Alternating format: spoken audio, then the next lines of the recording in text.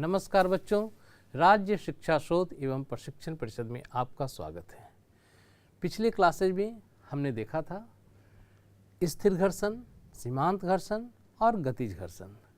अब हम लोग देखेंगे घर्षण के नियम। देखिए,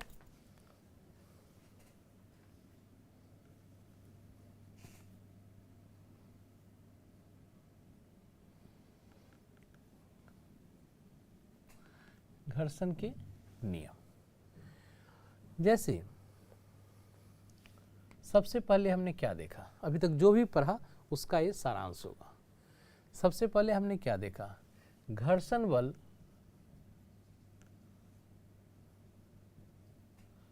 अभिलंब प्रतिक्रिया बल का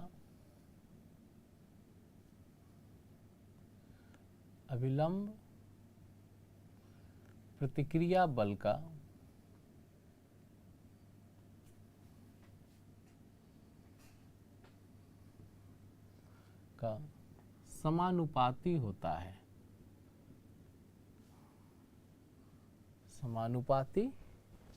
है। हमने देखा है, मीन्स जो भी हमने पढ़ा घर्षण वो सबका जो है सो नॉर्मल का डायरेक्टली प्रोपोर्शनल था। सेकेंड नंबर देखिए, घर्षण बल कहीं भी किसी भी फॉर्मूला में हमारा एरिया नहीं था, कांटेक्ट सरफेस का एरिया नहीं था। मीन्स घर्षण बल स्पर्श सतह के क्षेत्रफल पर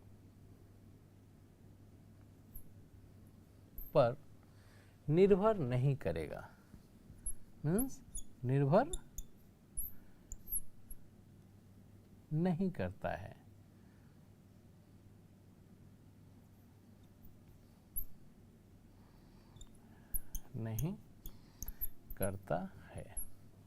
है ना। घर्षण बल जो है स्पर्श सतह के क्षेत्रफल पर निर्भर नहीं करता है।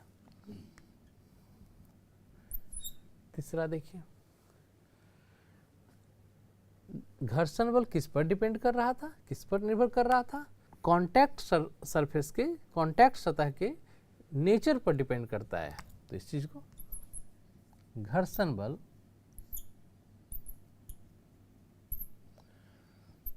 स्पर्श सतह के स्वभाव पर या प्रवृत्ति पर निर्भर करता है।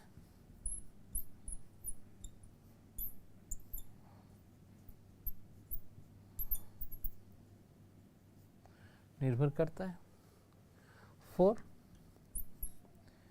हम लोग स्थिर घर्षण के महत्तम मान को सीमांत घर्षण बल कहते हैं।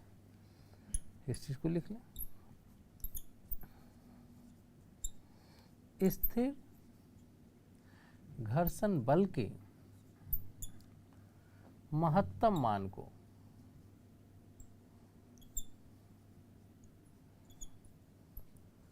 सीमांत घर्षण कहते हैं।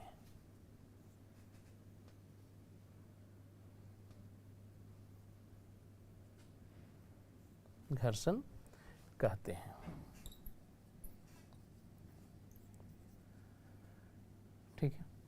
उसके बाद देखिए fifth point, kinetic friction means गतिज घर्षण का मान इस स्थिर घर्षण के महत्तम मान से कम होता है। गतिज घर्षण का मान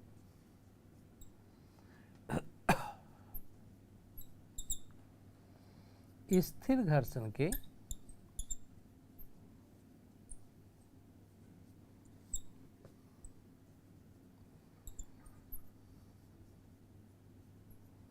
महत्तम मान से कम होता है। अब है कि कम क्यों होता है।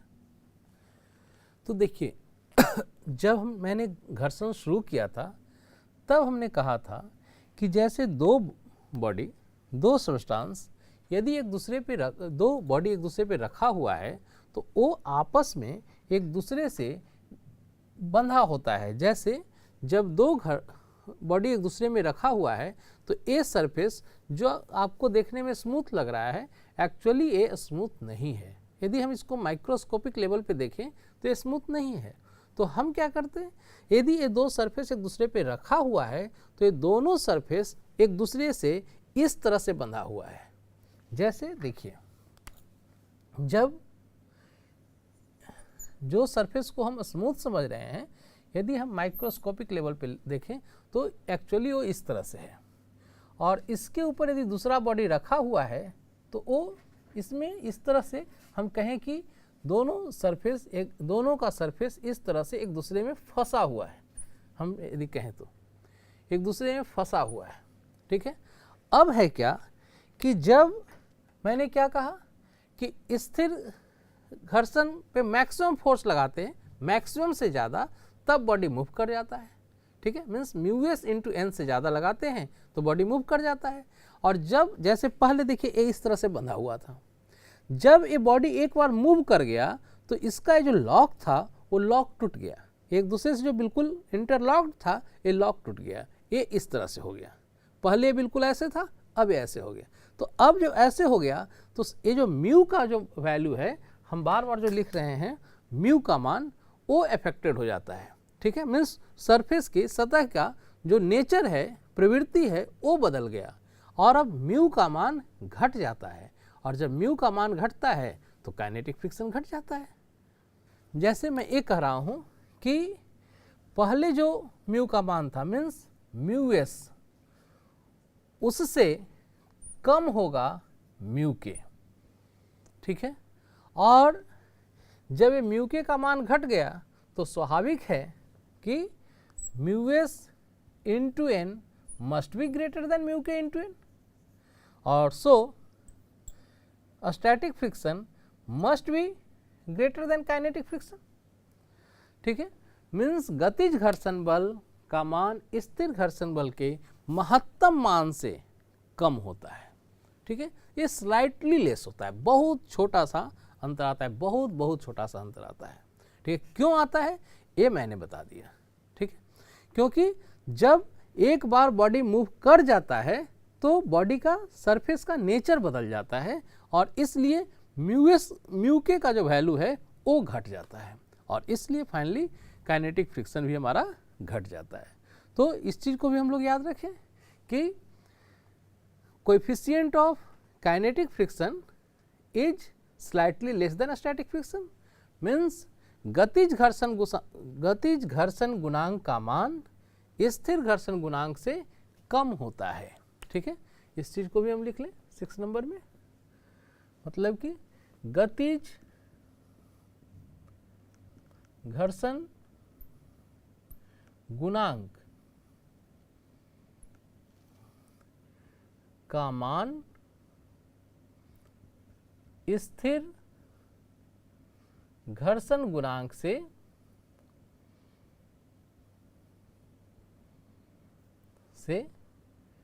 कम होता है,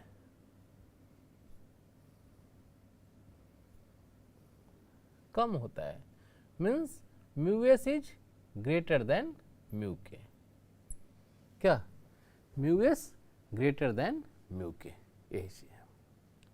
अब हम लोग देखते हैं graph between force of friction and applied force. Means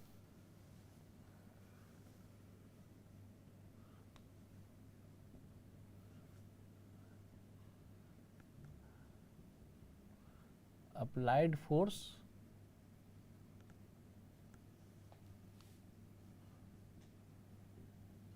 लगाया गया बल, ठीक है, बल एवं घर्षण बल के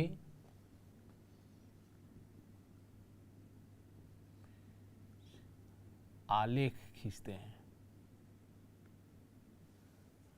means graphical representation of applied force and force of friction.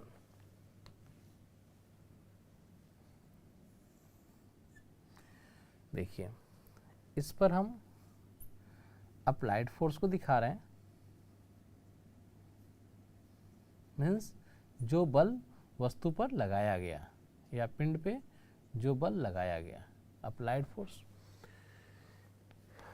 इस पर जो है हम लोग घर्षण बल या कहें कि फोर्स ऑफ फ्रिक्शन को दिखा रहे हैं।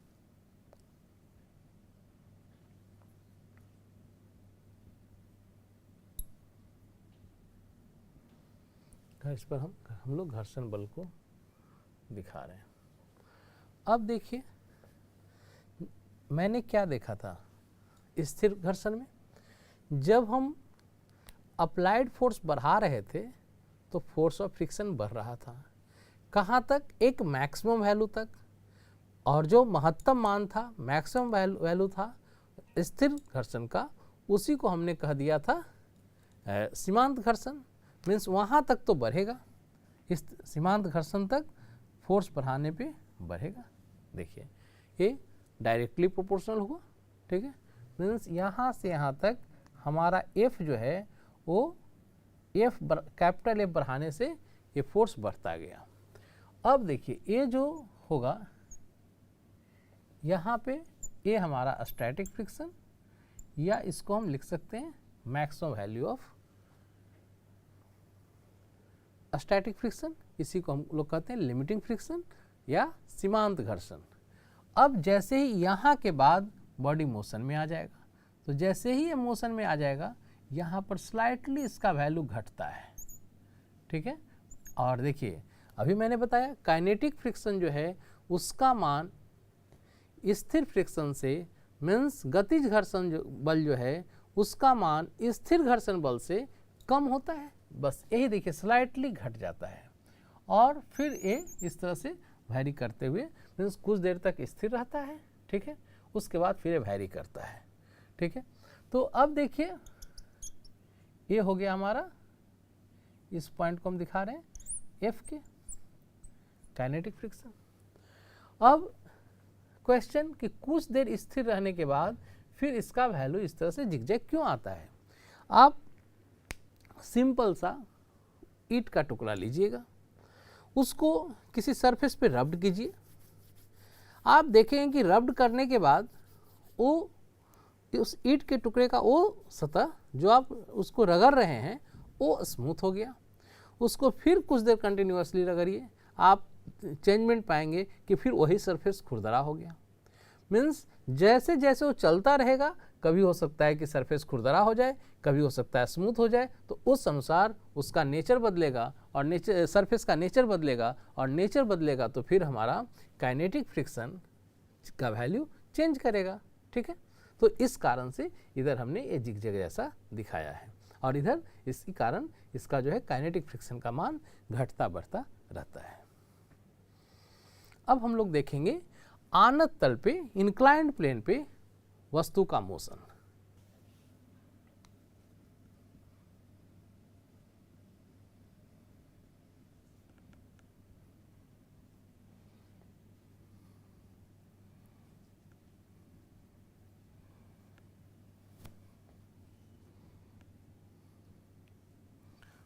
आनत तल पर वस्तु की गति, इसको हम लोग कहते हैं मोशन ऑन inclined plane।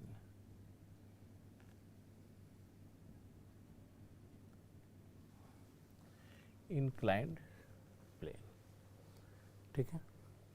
अब देखिए, ये हमारा inclined plane है। इसमें भी दो केस, जब एक बार बॉडी ऊपर जा रहा है और जब एक बार बॉडी नीचे आ रहा है। तो सबसे पहले हम देख रहे हैं ऊपर की ओर, ऊपर की ओर, इसको हम लोग कहते हैं अपवर्ड मोशन।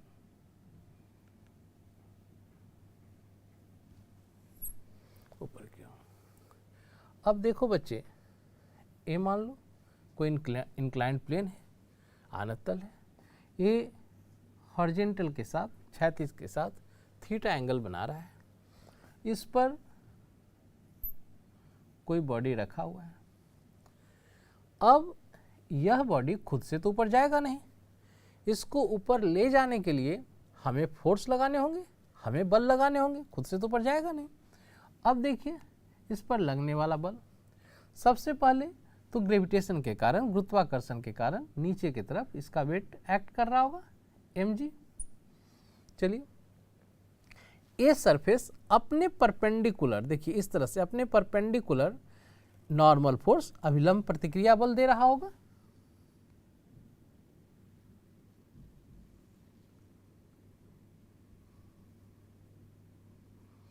ये रहा नॉर्मल है। अब देखिए मैंने बताया है कि इसके बीच एंगल थीटा होगा। कैसे होगा? मैंने आपको बताया था कि जब दो लाइन के बीच एंगल थीटा है तो इनके परपेंडिकुलर्स, इसका परपेंडिकुलर ए और इसका परपेंडिकुलर ए, इन दोनों के बीच भी एंगल थीटा ही होगा। तो mg का एक कंपोनेंट इस साइड mg cos थीटा, इसका एक कंपोनेंट इधर mg साइन थीटा। ठीक है, अब देखिए मैंने कहा कि बॉडी खुद से ऊपर जाएगा नहीं, तो हमें ऊपर ले जाना है, तो इस तरफ हमें F लगाने होंगे, अप्लाइड फोर्स। ठीक है, ये हमारा है अप्लाइड फोर्स। ठीक है, ये बल हमने लगाए हैं। अब देखिए जब ऊपर की तरफ जा रहा है तो ए सरफेस, ए आना तल इस बॉडी पे को अपने अनुसार रोकना चाहेगा ताकि इन दोनों के बीच रिलेटिव मोशन जीरो हो, अपेक्षित गति जीरो हो। तो इसके लिए यह सरफेस इस पिंड पर, इस वस्तु पर नीचे की तरफ लगाएगा फोर्स ऑफ फ्रिक्शन, और यह जो फोर्स है एक काइनेटिक फ्रिक्शन का फोर्स होगा। अब फिर हम लोग अप्लाई करते हैं Newton's second law of motion, means Newton के द्वितीय गति नियम से। न्यूटन के द्वितीय गति नियम से देखिए क्या होता है। इस तरफ मान लीजिए ऊपर की तरफ जा रहा है एक्सीलरेशन ए से, तो हम लोग पढ़े sigma F external equal to M A. अब देखिए सिग्मा एफ मोशन के डायरेक्शन को पॉजिटिव, तो हमारा ये फोर्स एफ पॉजिटिव प्लस उसके अपोजिट डायरेक्शन में लगने वाला force negative, means minus M G sine theta equal to M A. और इस तरह से हम लिख सकते हैं इक्वेशन को एफ। बच्चों हमने इसमें देखिए F minus M G sine theta लिखा, हमने काइनेटिक फ्रिक्शन को नहीं दिखाया, हमें काइनेटिक फ्रिक्शन भी यहाँ दिखाया जाना चाहिए। और तब देखिए ये आ जाएगा minus F K equal to M ए। ये हमारा सही इक्वेशन है। अब रह जाती है बात, आप इसको ऐसे भी लिख सकते हैं, इसको प्लस और ए माइनस, क्योंकि मोशन के अपोजिट में लग रहा है, तो मैं आपको दिखाने के लिए, वो भी लिखा हुआ सही था लेकिन मैं आपको दिखाने के लिए इसको ऐसे लिख रहा हूँ। इसको ब्रैकेट हटाने के बाद हम ऐसे लिख सकते हैं F minus M G sine theta minus F K equal to M A. अब एफ ठीक है, minus M G sine theta भी ठीक है, और एफ के हम लोग जानते हैं म्यू एन, तो देखिए यहाँ पर मैं एक बार म्यू के इंटू एन लिख देता हूँ इक्वल टू एम ए। अब एन का वैल्यू हम लोग पुट कर दे सकते हैं। एन का वैल्यू देखिए F minus M G sine theta minus mu K, ये हमारा कोफिशिएंट ऑफ काइनेटिक फ्रिक्शन है, into N means M G cos theta equal to M A. बोलिए कोई प्रॉब्लम? अब यहाँ से ए यदि निकालना है तो एम इस साइड आ जाएगा नीचे बाई में बटा में। ठीक है, तो हम इसको लिख सकते हैं ए इक्वल टू, देखिए मैं डायरेक्ट लिख दे रहा हूँ एफ बाई एम माइनस, देखिए M G by sine theta by M होगा, एम कट जाएगा, तो minus G sine theta minus यहाँ भी m कट गया म्यू के जी कॉस थीटा।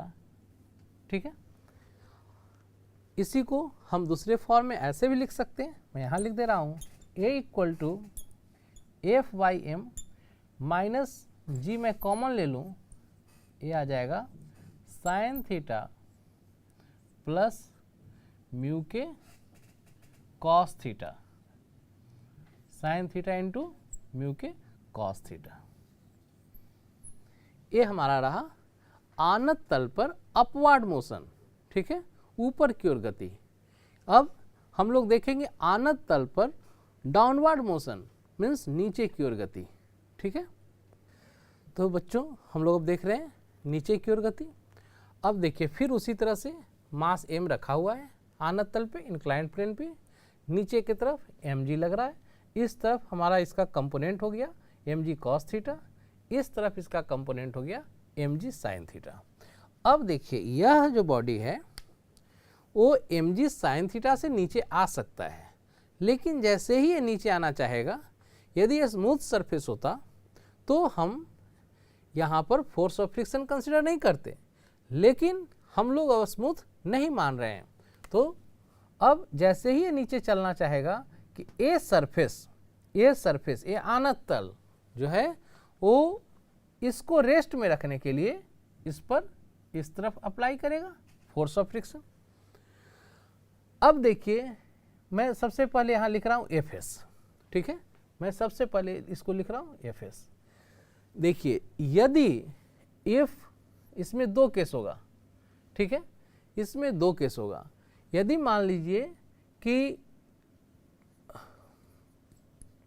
यदि Fs का वैल्यू, यह जो Fs जो है वो mg sin थीटा से छोटा हो, मतलब कि जो मैक्सिमम स्थैतिक घर्षण बल है वो mg sin थीटा से छोटा हो जाए, means mg sin theta Fs से ग्रेटर हो जाए। ठीक है, तो इस कंडीशन में वस्तु पर हमें कोई बल लगाने की ज़रूरत नहीं है और बस वस्तु खुद से नीचे की ओर स्लाइड कर जाएगी। ठीक है, तो हम उस कंडीशन को देख रहे हैं जब mg sin theta greater than Fs। तो देखिए क्या होगा, और लेकिन देखिए जब ग्रेटर देन Fs है तो बॉडी मूव तो कर जाएगा नीचे की ओर, लेकिन जैसे ही मूव करने लगेगा फिर यहाँ पर यह स्टैटिक का केस नहीं रहेगा, ये हो जाएगा काइनेटिक का केस। मीन्स मेरी बातें समझिए, मैं कहना चाह रहा हूँ कि बॉडी को मूव करने के लिए जो फोर्स चाहिए वो मैक्सिमम स्टैटिक फोर्स मीन्स सीमांत घर्षण बल से, ठीक है, मैक्सिमम स्टैटिक फोर्स ही सीमांत घर्षण बल होता है, मीन्स सीमांत घर्षण बल से थोड़ा ज़्यादा होना चाहिए। ठीक है, लेकिन जब बॉडी मूव कर गया तो फिर सीमांत घर्षण बल से कम भी है तो भी चलेगा। ठीक है, क्योंकि काइनेटिक फ्रिक्शन का मान मैक्सिमम स्टैटिक फोर्स जो होता है, मैक्सिमम स्टैटिक फ्रिक्शन फोर्स जो होता है उससे कम होता है, सीमांत घर्षण बल से गतिज घर्षण बल जो है कम होता है। ठीक है, अभी हम लोगों ने ग्राफ में भी देखा है। तो अब हम इसका इक्वेशन लिखते हैं। मीन्स जब ये चलने लगा तो यहाँ हमने कर दिया काइनेटिक फ्रिक्शन। तो फिर वही न्यूटन के द्वितीय गति नियम से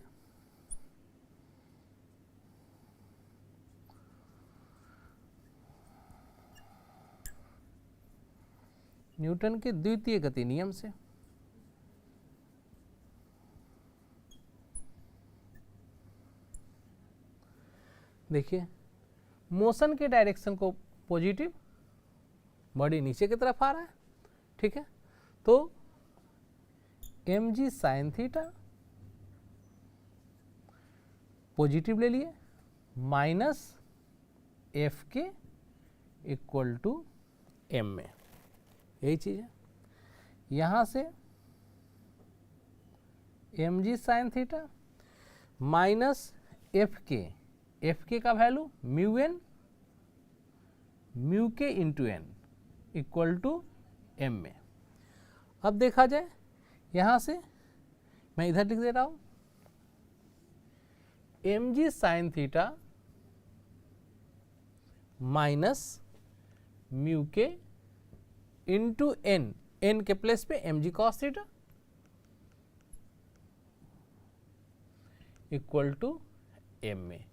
अब देखिए बच्चे, जब आप m को इधर लाएंगे तो इस m से am कैंसिल हो जाएगा और इस तरह से हम लिख सकते हैं a equal to G sine theta, दोनों में देखिए g का टर्म है, हम कॉमन ले लेते हैं, sine theta minus g into sine theta minus mu के कॉस थीटा। ये आपका बॉडी का एक्सीलरेशन होगा, लेकिन ये तब अप्लीकेबल होगा जब mg sine theta greater than fs होगा। एग्जाम्पल के लिए यदि मान लीजिए जैसे mg sine theta equal to 5 newton है और इसका वैल्यू 6 न्यूटन है, तब ये एप्लीकेबल नहीं होगा। लेकिन यही मान लीजिए जब a 6 न्यूटन हो गया और a 5 न्यूटन है तो फिर ये एप्लीकेबल है, तब हम इसको अप्लाई कर सकते हैं। डायरेक्ट a का वैल्यू निकालेंगे, हमको आंसर आ जाएगा, ठीक है। लेकिन एक केस ये भी हो सकता है कि mg साइन थीटा लेस हो, तब तो ये बॉडी खुद से नीचे नहीं आएगा। हम लोग देखते हैं उसको। जब mg साइन थीटा लेस हो लेस देन एफ के, जब mg साइन थीटा जो है वो एफ के से छोटा हो, तब देखिए हमें इसे नीचे लाने के लिए, अब ये खुद से नीचे नहीं आएगा, हमें इसे नीचे लाने के लिए अप्लाइड फोर्स लगाने होंगे, ठीक है। और यह जो फोर्स है वो हमने एफ लगाया। तो अब देखिए, अब फिर वही न्यूटन के द्वितीय नियम से अब क्या लिखेंगे,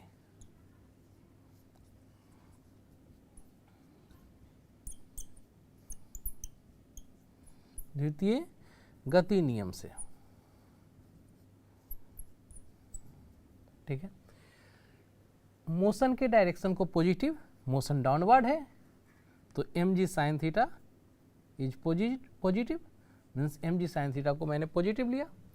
अब देखिए प्लस डाउनवर्ड इसी तरफ लग रहा है प्लस f, इसको भी हमने पॉजिटिव लिया। अब देखिए इसके अपोजिट डायरेक्शन में लग रहा है माइनस f के, है ना, तो इसको हमने निगेटिव ले लिया इक्वल टू m में, sigma f equal to m में, ठीक है।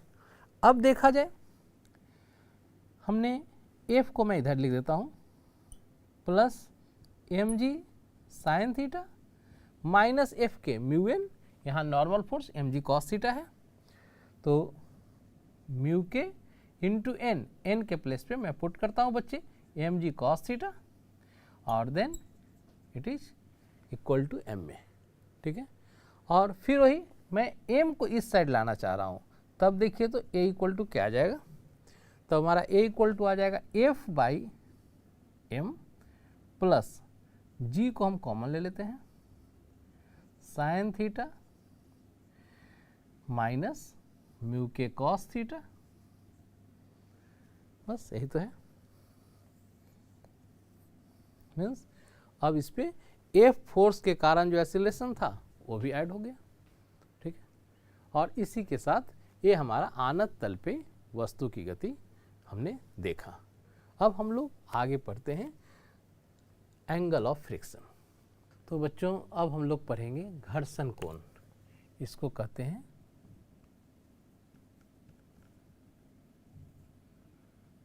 घर्षण कोण, इसी को हम लोग कहते हैं एंगल ऑफ फ्रिक्शन। ये क्या होता है, तो देखिए जब मान लो किसी सरफेस पे कोई वस्तु रखी हुई है, कोई वस्तु रखी हुई है, ये सरफेस, ये बॉडी या ये वस्तु इस सरफेस पे नीचे की तरफ लगा रहा है mg, इस पर ऊपर की तरफ मिल रहा है नॉर्मल, ठीक है, नॉर्मल फोर्स, इसी को कहते हैं अभिलंब प्रतिक्रिया बल।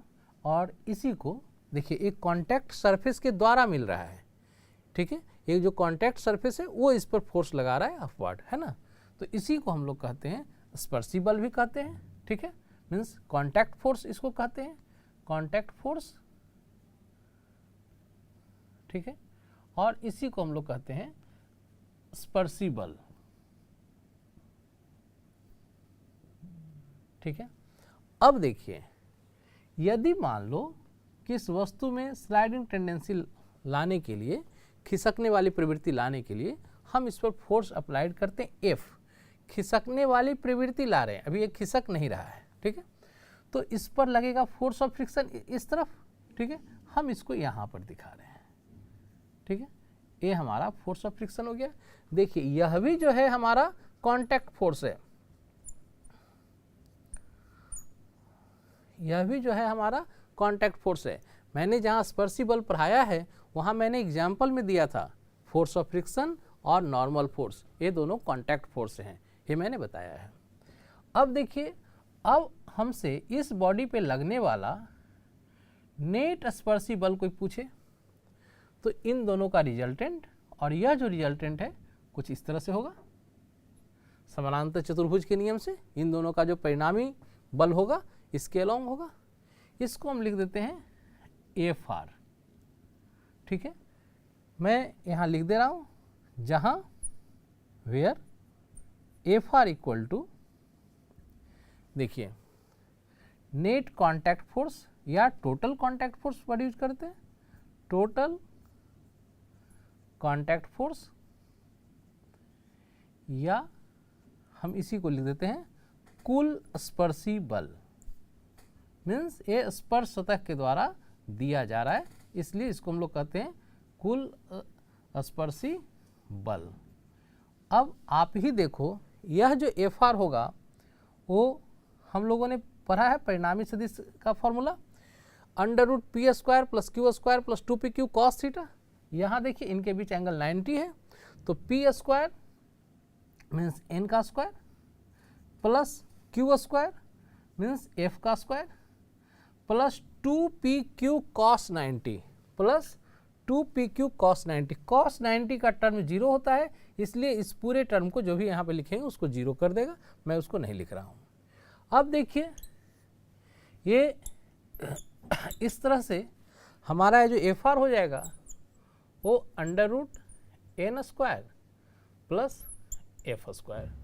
यदि हम चाहें तो इसको ऐसे भी लिख सकते हैं, ऐसे भी हमारा कंप्लीट है, n² प्लस f, इस केस में μn है तो ये हमारा μn का स्क्वायर हो जाएगा। इसको हम चाहें तो लिख दें Fr इक्वल टू n को बाहर कर दो √1 प्लस μ², और इस केस में n हमारा mg है। ठीक है, तो इसको हम ऐसे भी लिख सकते हैं mg √1 प्लस μ²। ये तो मैंने आपको बताया कि कांटेक्ट फोर्स। ठीक है, अब देखिए एंगल ऑफ फ्रिक्शन क्या होता है, घर्षण बल किसको, घर्षण कोण किसको कहते हैं। तो देखिए नॉर्मल मीन्स अभिलंब प्रतिक्रिया बल और नेट कांटेक्ट फोर्स के बीच लगने वाला के बीच जो कोण बनता है उसको हम लोग कहते हैं घर्षण कोण। ठीक है, तो इसी को हम लिख लें फॉर्मूला, अभिलंब